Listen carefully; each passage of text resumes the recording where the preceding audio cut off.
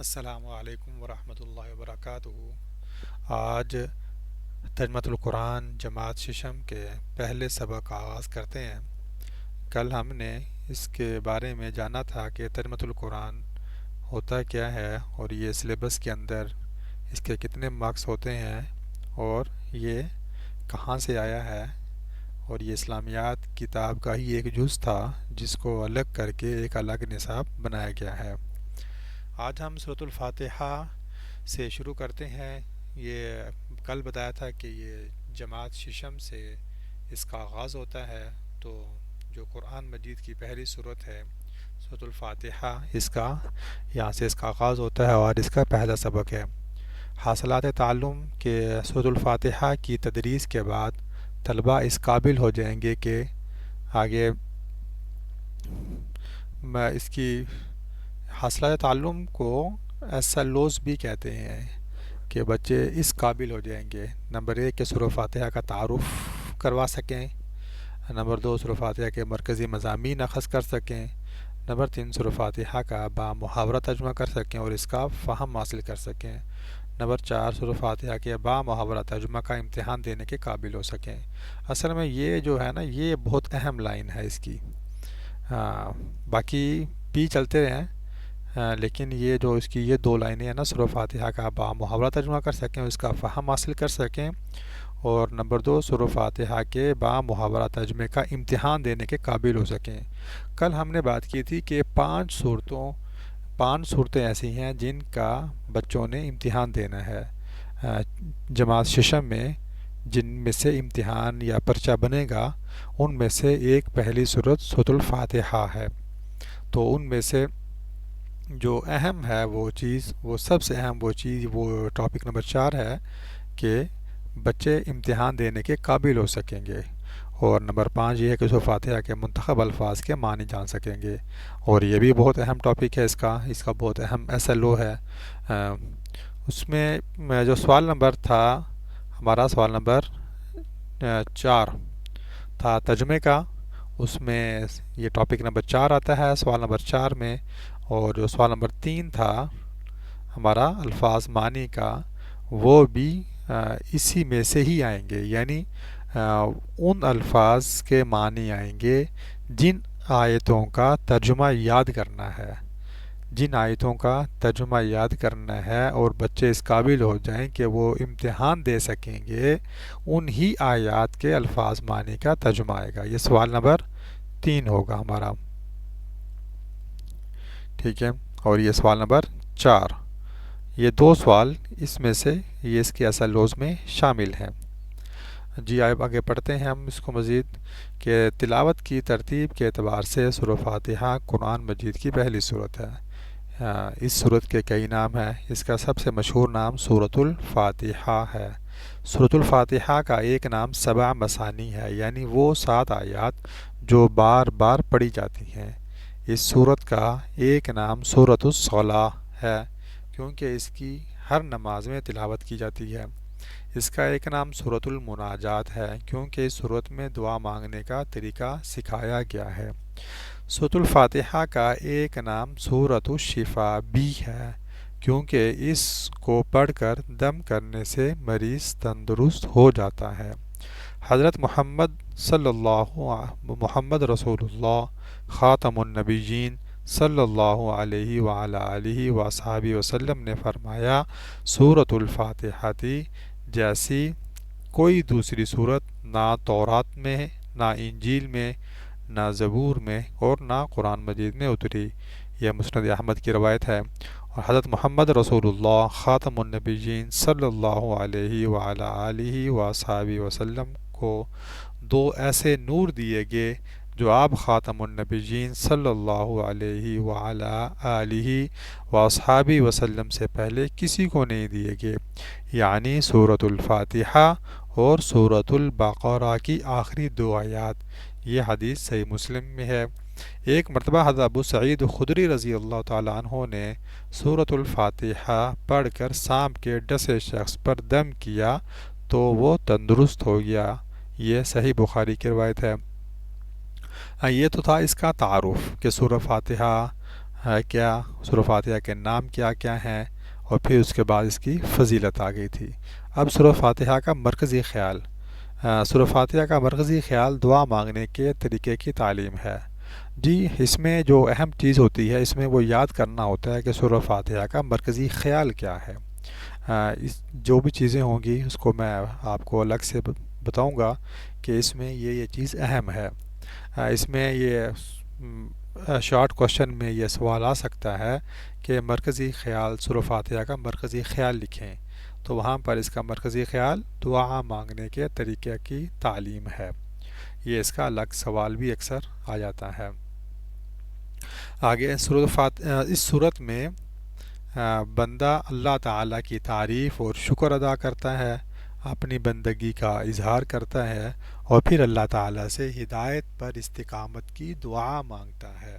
سورہ فاتحہ میں اللہ تعالیٰ سے صراط مستقیم یعنی سیدھے راستے پر چلنے کی دعا مانگی جاتی ہے۔ صراط مستقیم ان لوگوں کا راستہ ہے جن پر اللہ تعالیٰ نے انعام فرمایا ہے۔ پورا قرآن مجید صراط مستقیم کی تفسیر ہے۔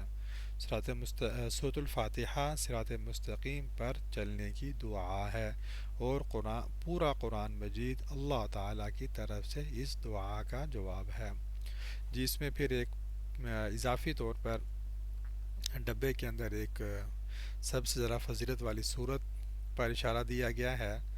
یہ سوال بھی اس میں اضافی طور پر آ سکتا ہے، مطلب یہ ہم سوال بچوں سے عموماً کلاس میں کر لیتے ہیں، جی بتائیے کہ سب سے فضیلت والی صورت کون سی ہے، اور شارٹ کوشچن کے اندر بھی ایسے سوالات آ جاتے ہیں۔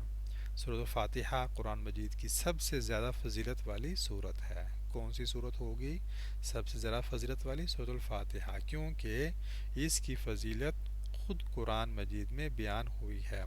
ارشاد باری تعالیٰ ہے وَلَقَدْ آتَيْنَاكَ سَبْعًا مِّنَ الْمَثَانِي وَالْقُرْآنَ الْعَظِيمِ، اور یقیناً ہم نے آپ کو عطا فرمائی ہے بار بار دہرائی جانے والی 7 آیات اور عظمت والا قرآن۔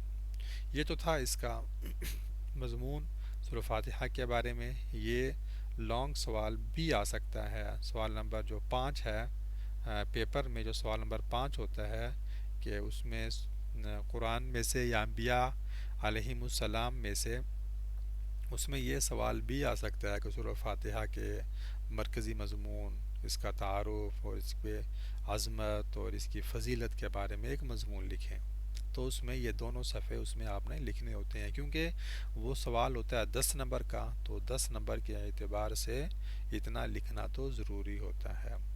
پھر آگے سورۃ الفاتحہ ہے، اس کا یہاں پر ہم اس کا ترجمہ دیکھتے ہیں۔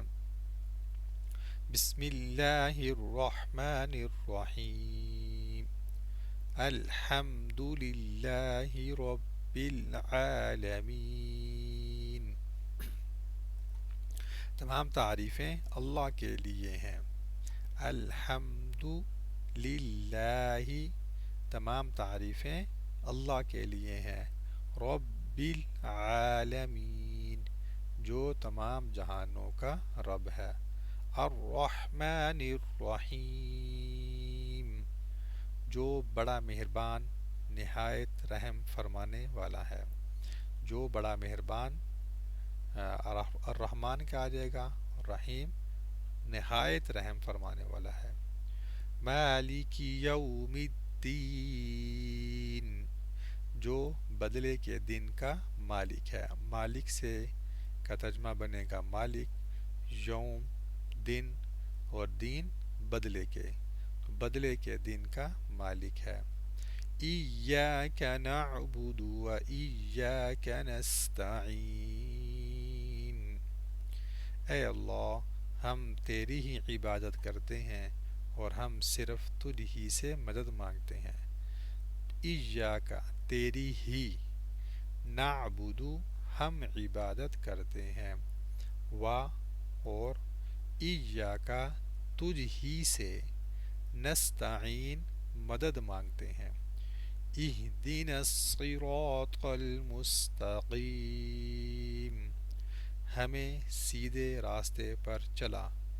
اہدنا، ہمیں چلا، صراط راستہ، مستقیم سیدھا، راستہ سیدھا مستقیم پر، مستقیم کا ترجمہ ہے، اور اہدینا چلا، ہمیں چلا، نا کا ترجمہ ہوتا ہے ہمیں، صراط الذین انعمت علیہم غیر المغضوب علیہم ولا الضالین،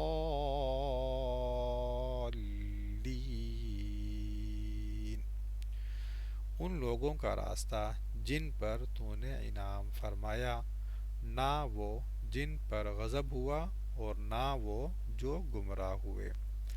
صراط کا یہاں بتایا، صراط کا مطلب ہوتا ہے راستہ، الذین کا مطلب ہے جو یا جن، انعمتا تو نے انعام فرمایا، علیہم جن پر، جن پر، غیر نہ وہ، مغضوبی جن پر غضب ہوا، علیہم ان پر، و اور لا نہ وہ، الضالین جو گمراہ ہوئے۔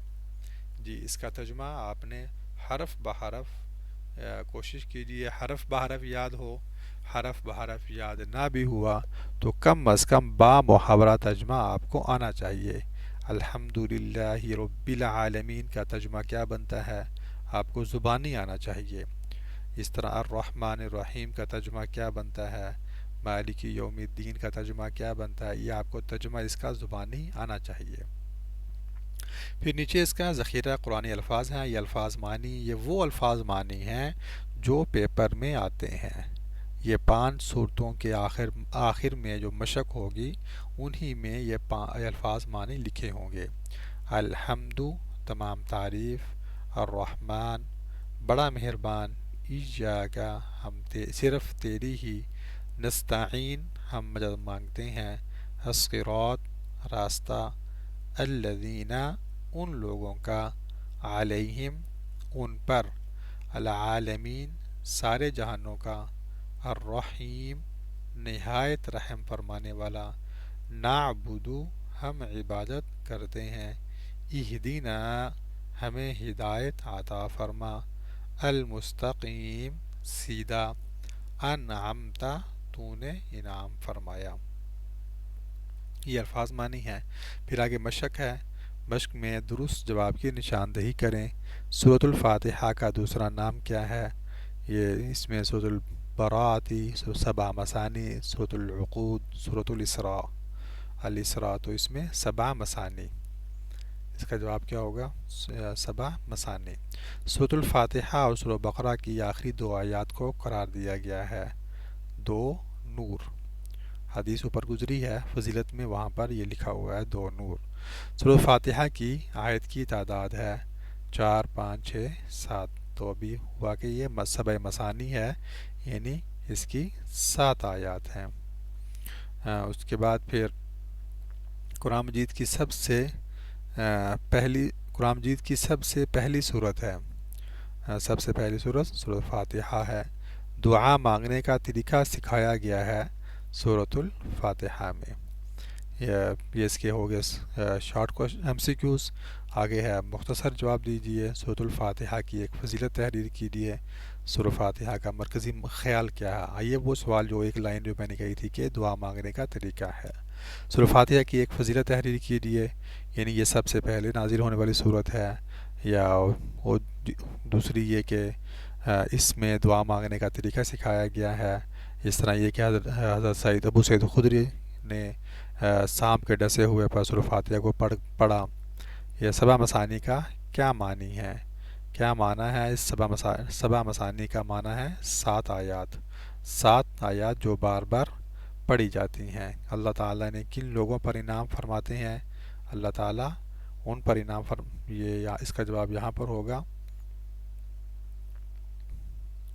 اللہ تعالیٰ کن پر انعام فرماتے ہیں؟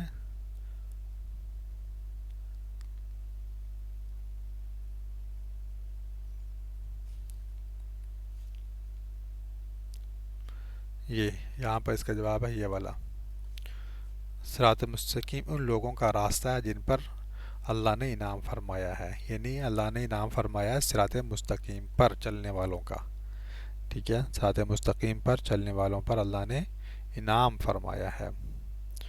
اس کے بعد پھر قرآن مجید کی سب سے زیادہ فضیلت والی صورت کون سی ہے؟ سورۃ الفاتحہ ہے۔ پھر 10 ذیل قرآنی الفاظ کا ترجمہ لکھیں۔ یہ الفاظ معنی آگے: الحمد، ایاک، اہدنا، الرحمن، نستعین، مستقیم، یہ اوپر یہ الفاظ معنی یہ گزرے ہیں یہ والے، اس میں سے آپ الفاظ معنی یاد کر سکتے ہیں۔ قرآن 10 ذیل قرآنی آیات کا با محاورہ ترجمہ لکھیں۔ الحمد للہ رب العالمین، یہ پہلی آیت ہو گئی۔ پھر دوسری ہو گئی الرحمن الرحیم، پھر تیسری ایاک نعبد و ایاک نستعین اور اہدنا الصراط المستقیم۔ اور اس کے بعد تفصیلی جواب دیجیے۔ تفصیلی جواب یہ مطلب لانگ سوال ہے۔ سورۃ الفاتحہ کے مختلف نام تحریر کیجیے، جتنے نام ہیں آپ اس کو مزید یہاں پر لکھ سکتے ہیں۔ سورۃ الشفا ہے، سبع مثانی ہے، اور جتنے بھی اس کے نام ہیں وہ آپ یہاں پر نام لکھیں۔ سورۃ الفاتحہ کے مضامین تحریر کیجیے۔ اس کے علاوہ پھر مضامین میں پورا تعارف بھی آ سکتا ہے، مطلب شروع سے لے کر اس کا مضمون ہے جو سا یہ یہاں پر نام لکھے ہوئے ہیں۔ سورۃ الصلاۃ ہے، سورۃ المناجات ہے، سورۃ الشفا ہے، سورۃ الفاتحہ بھی ہے، اس کا اپنا نام ہے۔ اس کے علاوہ اس کے مضامین آپ جب لکھیں تو شروع سے بھی لکھ سکتے ہیں، اور مطلب اس کے یہاں سے یہاں تک اس کا پورا مضمون آ جائے گا۔ جی، اس طرح ہمارا یہ جو پہلا سبق ہے سورۃ الفاتحہ کا وہ مکمل ہوتا ہے۔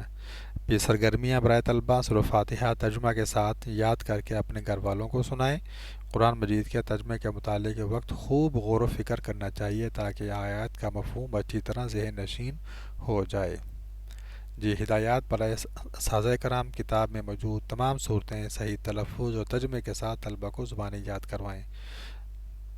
طلبہ کو کتاب میں موجود تمام صورتیں کے تعارف، بنیادی مضامین، اہم نکات پر مشتمل تفصیلی، مختصر اور کثیر الانتخابی سوالات کے امتحانی جائزہ کے لیے تیار کریں۔